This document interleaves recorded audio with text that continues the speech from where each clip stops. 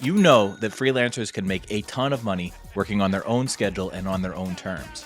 But to make really good money, you have to be world class at least one money making skill. Everyone knows it can take years to become world class.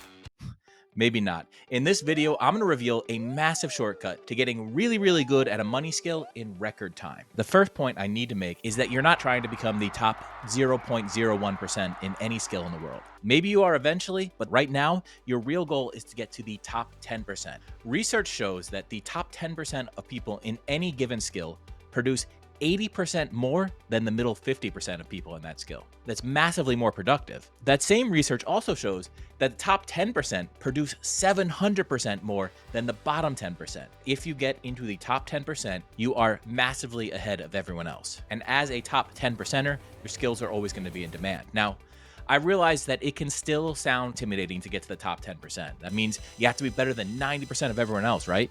Well, it's actually easier than you think. First, the fact is that the vast majority of people are not going to have any ability in the skill you're interested in. Just because you have a natural interest and talent for something puts you ahead of most people. The second thing is most people have very little motivation to improve their skills. They want to do the least amount of work possible and the least amount of thinking about that work possible. Self-improvement is not on most people's radar. Survival is. So the fact that you're already interested in learning about how to develop your skills puts you ahead of most people because it puts you in a different category. And look, that's not really a knock on them, right? Some people have other concerns. Some people aren't as worried about success and money and freedom as you and I might be. They're pursuing those other things, which is great for them. So that's the truth. Folks that only care a little bit about their career, they have no intention of competing with someone like you who actually wants to get good, to get top 10% in the world, to get top 1%. So if you're motivated, you can get to the top 10% of freelancers in most skills with just a couple months of deliberate practice, taking a few courses, studying YouTube videos like these,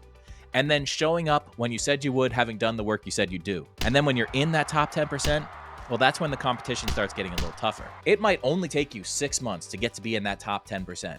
Then it could take you another 6 years to get to the top 5%. That's the difference in the level of competition we're talking about. But you could have a very profitable career just being in the top 10%, especially if you start stacking different skills where you're in the top 10% together. All right, the next tip is to get experience by proxy whenever you can. So let me explain this. Early in my career as a copywriter, one of the ways I learned to write copy was by hand copying out sales letters that other people had written that I knew had done well. So in other words, when I was trying to get the experience of writing, I was trying to imitate what other people had done. I was trying to learn through their experience. This is actually a very common technique, especially among copywriters, but I found it's not as effective as other forms of experience by proxy. When I really started learning, when I really started getting good, was when I'd write some copy for a client, and then I'd watch that person that was a better copywriter than me already rewrite it with me or in front of me. And if they couldn't do it in front of me, then I do a track changes and see what they had changed. That process of having clients and then mentors and later on friends that I work with rewrite my copy, I would get experience through them, experience by proxy. This is a huge shortcut. This is the point of apprenticeships and tutorships and things like that. You get to borrow the experience of someone else by watching them do it. Whatever your skill is, if you can find somebody with more experience who's willing to work with you, now either as a client, you can hire them as a coach. There's a million different ways to do this. Stealing their experience by proxy, is a powerful shortcut. But that is not the shortcut I promised you today. The shortcut I promised you today really is unbelievable how fast you can shortcut your process in getting top 10, top 5% even in a skill by doing this. Yet I just don't see many people talking about it. I don't see many people doing this. So here is the best shortcut. Create your own system. This is an incredibly simple process. Here's what you're gonna do. When you finish a project, before you cash that big check and you take your sweetheart out to dinner, I want you to stop and do a quick exercise. First, grab one piece of paper, blank document, or computer if you want. And the first thing you're gonna do is describe what the project was and who it was for, who was the client. Then you're gonna write out everything that went well with the project. So you're gonna talk about the parts you liked, write down the parts that felt easy, why it felt easy, write out the parts where you thought you did just a really good job. The next thing you're gonna do is write out everything that didn't go perfectly, or not as perfectly as you'd hoped. So places where you got stuck, places where you didn't feel like you wanted to do it, places where it got hard, places where you found that resistance and you had to push through it. These are the sticking points. Finally, when you're done with that, I want you to write out, if you were going to do this project again, the exact same circumstances, what is the step-by-step process you'd follow? If everything on that project went perfectly, you'd just write out exactly what you did. If you think it would be easier to rearrange the order you did it in, or if you think you should outsource a part of it, or whatever ways you can see to improve the project, write out that. When you're done, you're going to have your first business system. Congratulations. Systematizing a business is one of the best ways to make it run more efficiently. And I promise you, the vast majority of freelancers do not follow this type of process. They don't create systems. When they're done with a project, they don't ever want to think about it again. Kind of like birthing a baby, I hear. I haven't done it myself.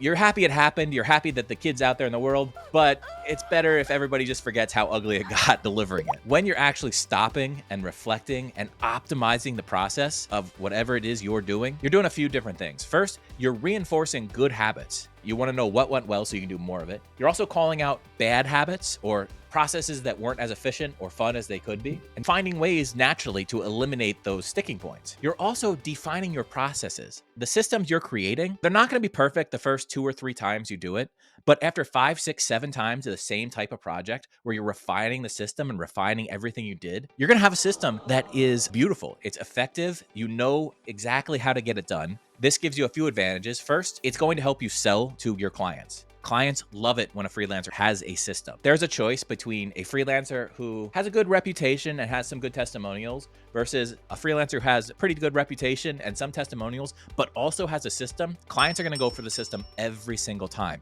It's reassuring. It makes them feel like they're in good hands. The other advantage of the system is you'll have it in place if you ever need to farm the work out to somebody else. So if you ever bring on a virtual assistant or an apprentice or another freelancer to partner with, you're going to have the ability to pass off this work to them and make sure it gets done in a step-by-step process that you know the work will be quality.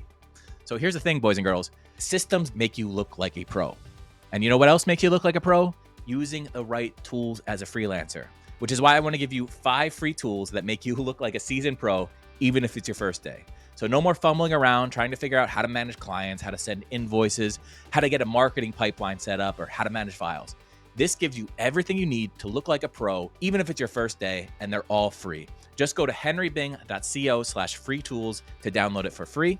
That's henrybing.co/free tools for a free download of those tools. And before you do that, look, it would really help me out if you like this video and subscribe to the channel. I have a lot more cool content coming out, so you'll also want to hit the notification bell to make sure you don't miss a thing. All right, catch you in the next one.